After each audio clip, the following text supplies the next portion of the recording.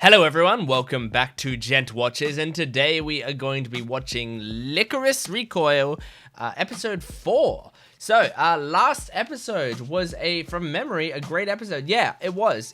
I remember seeing some other people weren't as into this episode, and I do mean some other people. It was pretty split, I think, from what I saw. I didn't read too much about what people thought, but I did, scrolling through different anime websites and stuff, I saw some people thought that episode 3 was boring or bad or filler, or they don't care about things, or they, didn't believe in, some of the stuff.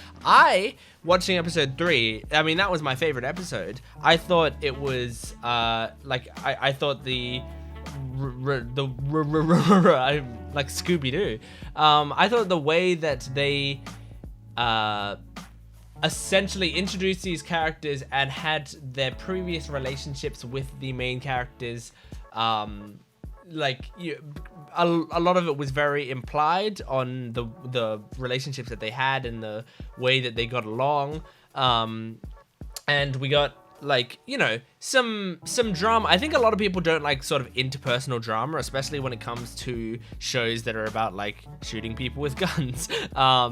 But I think if it's done well, and I think it was, then it can be a really good source for interesting developments. Because what I got out of it, and the best thing to come out of it for me, was the fact that what it did was bring Takina and Chisato together properly, and actually serve as a serious change for Takina's character. It was strong character development, so much so that I feel like it's character development that we're going to feel for the rest of the episodes. Like, if that episode didn't exist, if you actually took episode 3 out of the thing and just clumped all the rest of the episodes together, 1, 2, 4, 5, 6, 7, 8, 9, 10, then you would feel a massive gap, I feel like, in the story, where you're like, Takina is so different. And I think if you took out many other, I mean, we've only had 3 episodes so far, but I think if you took out episode 2,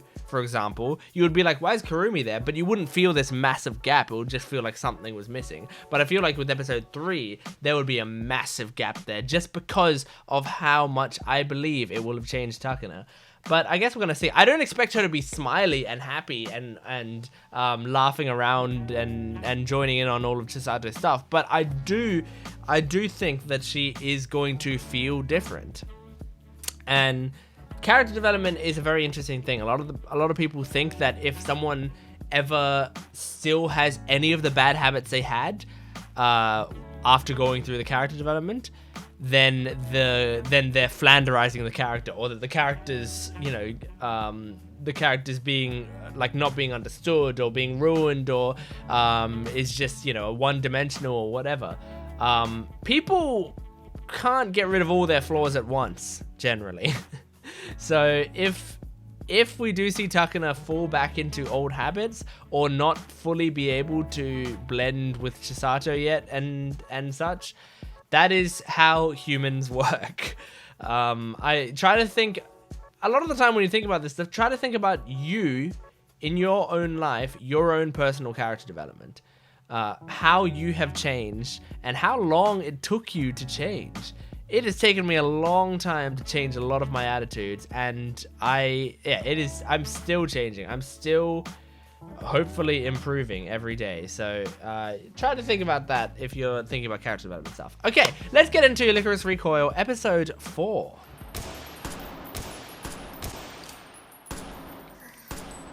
Oh, is she practicing? She's practicing doing it non-lethally. Oh. I don't think she's practicing doing it non-lethally. It's hard to tell. I think she's just missing. Oh yeah, no, there you go. That's a kill shot.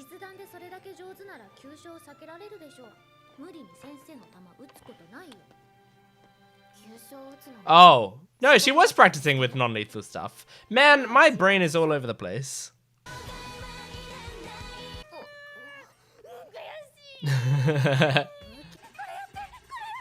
Is that Ring Fit? Oh, no. What is this? Is it realistic? Oh, I guess for anime characters it would be.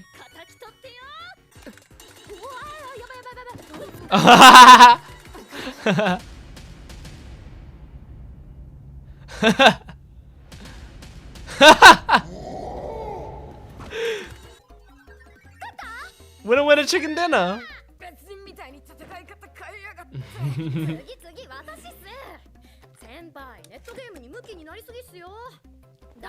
Wow, so they're playing controller.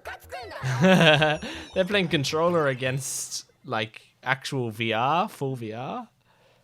That doesn't seem fair. Okay. What is the storyline? Oh, is it just shorts?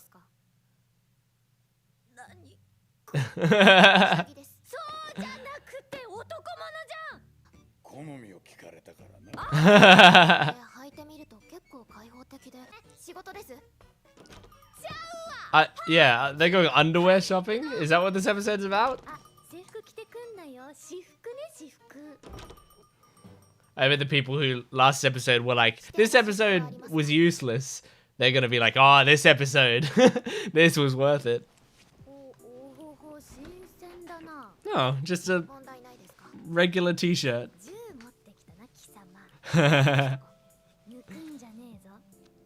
Chisato's style is amazing. Look at that outfit.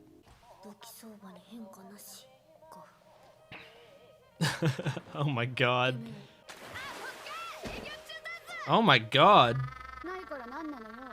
That's funny.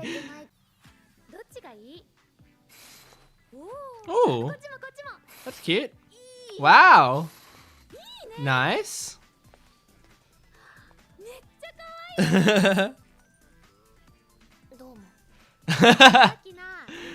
That's adorable.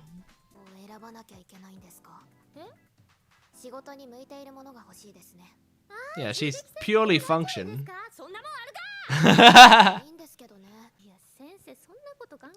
It's like Chisato's trying to get the fan service in this show. Like she's annoyed by the lack of fan service in the show.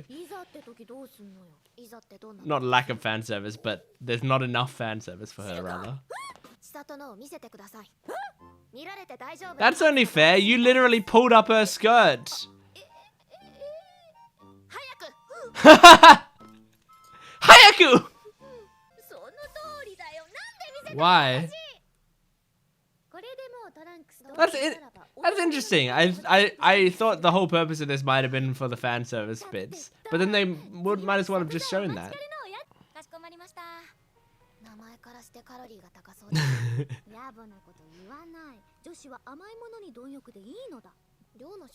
The way they draw Chisato's expressions is incredible.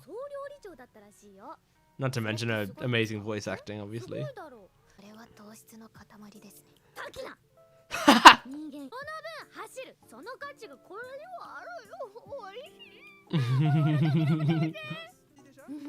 They speaking French?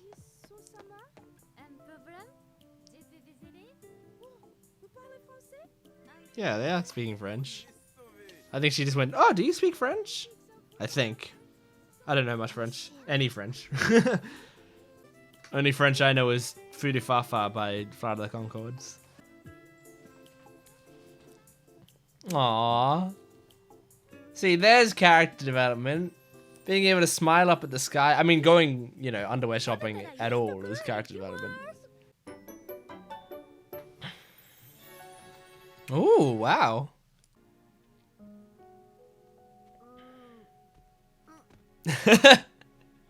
She's not tall enough. Wow, an annual pass.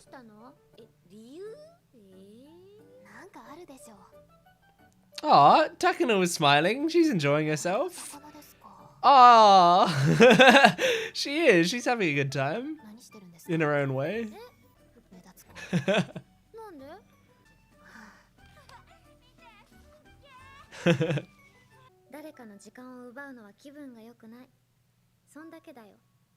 Aww.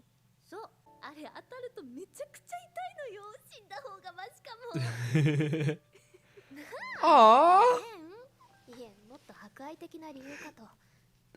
Oh my god, this is adorable. Look at that smile. Takana's got the smallest smile. It's so cute.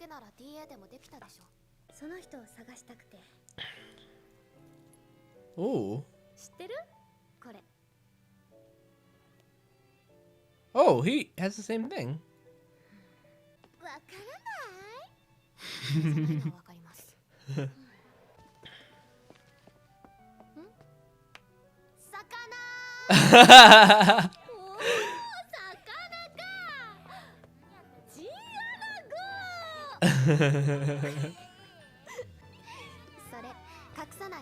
Oh my god, they're actual best friends. I love it.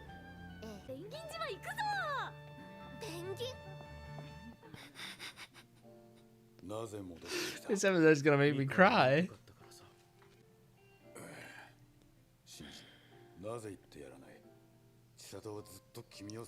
Oh.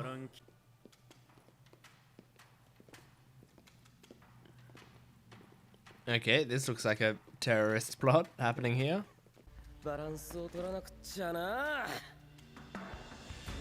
Yep. Oh my god. So they've already called Lycoris into the situation. Oh, they're just gonna shoot up the train? Oh my god. Has it been evacuated?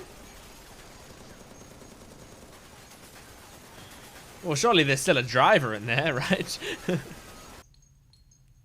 It doesn't look like there's people in there. Whoa! Oh, it's just Lycoris in there. Wow. Oh, oh, wow. They almost got him. Oh, this is cool. Whoa. They're surrounding him. Oh. Oh, I think they're dead. Most of them. 90% of those guys have got to be dead. There's probably not much you can do now.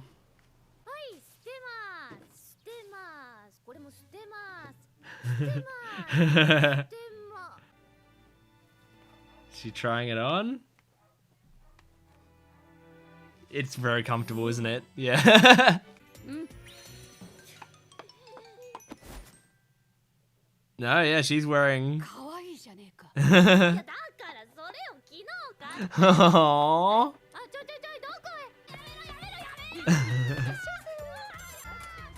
The fan. That's pretty funny. Oh my gosh, there's literal terrorist plots going on while they're blowing a fan up her skirt. Oh, she's loving it now. She's all in. This is a great ED, because I know when it's a great ED when I like start tearing up when the beat drops, and I did. Oh, is this an after credit scene? Oh, Majima.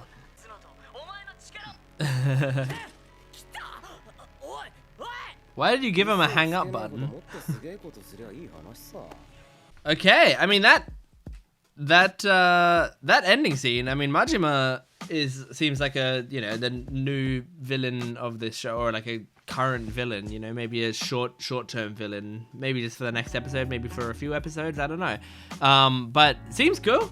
I like him. Like, we don't know much about him so far, but just if we're comparing him to like Robot or whatever, the hacker with the robot mask, like I'm not a huge fan of. Oh my gosh, I'm not a huge fan of the hacker with the robot mask as a villain from what I've seen of him so far. But this guy, I mean, instantly, I like his swagger, I like his design, I like his voice acting, like, he seems cool. I mean, okay, so the funny thing is, this was a fan service-y plot within a not really that fan service episode, surprisingly, you know? Like, I mean, this episode was like all about like underwear shopping and And you know, like the Takina doing that backflip and Chisato seeing things she shouldn't. Like, it was all about that, but every time that it was like not boxes and that it was actually like, you know, somewhat sexualized or whatever, then they didn't show it. They would like cover it up with the person's head or whatever. And so yeah, it's interesting. Like, they aren't trying to do fan service, which is, I mean, surprisingly admirable, because that means that they genuinely were using that plot as the character development, like as a way to show character development and to show how these two characters interact. They weren't just using it so that they had an excuse to show, like, you know, sexy plot lines, because that's a pretty common thing. It's like, oh, well, like, yeah, no, this is there's fan service, but the fan service, like, it pushes forward the narrative. Like, it's important. Oh no, it was important for them to see each other's underwear. That's what a lot of shows use as justification. And while that may be true in a lot of shows, it is also, I mean, clearly they started from a place of, how do we make the characters see each other's underwear? Okay, this happens, and then this happens, and then we get to see the underwear, and then, oh, we can use it as character development by doing this. So it clearly starts from a place of, we need fan service, and becomes, so here's how it affects the character development. This, it seems like that first step isn't even in there. They don't need fan service, and they didn't seem to do it. Not as far as like, there was, not that there was none. I mean, Kurumi did fall out of a bath naked, and Chisato did, like, take off her underwear at the end. Even though we didn't see it, we did see, like, the underwear come off and stuff. Like, it's not like there was, I'm not saying this was a episode free of any fan service, but what I'm saying is they purposefully didn't use a lot of it, which is very interesting, I think. I think that's pretty admirable, because it means that they actually did start from a place of, they think that this is the best way to show off these characters' personalities, because it's so, like, I think the idea is, because it's such a very basic, simple, frivolous, feminine, like, sensibility that they've got going, like, that Chisato has going on, and she's trying to bring that out of Takina, where it's like, yeah, we are soldiers, but, like, we also have to, like, act like, you know, or we have to be just regular girls as well. And so, like, she's trying to bring out the girlness in Takina, who is only used to bringing out her soldier side. Like, I think Takina really doesn't understand the idea behind why Lycoris, like, have to blend in properly, and she's just about getting the job done. Yeah, I think it's very interesting. I don't think she's all about, I don't think she gets a lot of the stuff that the Lycoris really do. I think she just knows in her heart, and in her, well, not even in her heart, in her brain, she knows that, well, we have to stop terrorists, so we should do it by any means necessary. But I mean, there's more to it than that. Chisato is like, but we also have to value human life, and we also have to make sure that we give everyone the best opportunity for change. If someone has the capacity to change, and someone, like, maybe in this for the wrong reasons or whatever, we have to assess that on the spot. So we shouldn't just kill people on the spot. And also, like, yourself matters. Like, you as a person matter as much as taking down these terrorists and stuff do. Like, you matter. And so you should find a way to also enjoy your life along with that, because your life matters as well. Just like their lives matter, because we're saving them by not shooting them with real bullets. Your life matters. We have to save your actual life, as in the life that you live, the stuff that you do in your day-to-day life. So I think that is that's very interesting, and the way that they did it, I kind of commend them. I think that's nice. You know what? I was totally ready when this episode started. I was like, oh, it's a fan service episode. That's fine. I don't mind too much when they're fan service episodes. I don't really like. I don't. As long as there's certain shows where I think it doesn't have its place and it should tone it down a lot. Shows like Fire Force, I think, really like the fan service actually actively detracts from the show.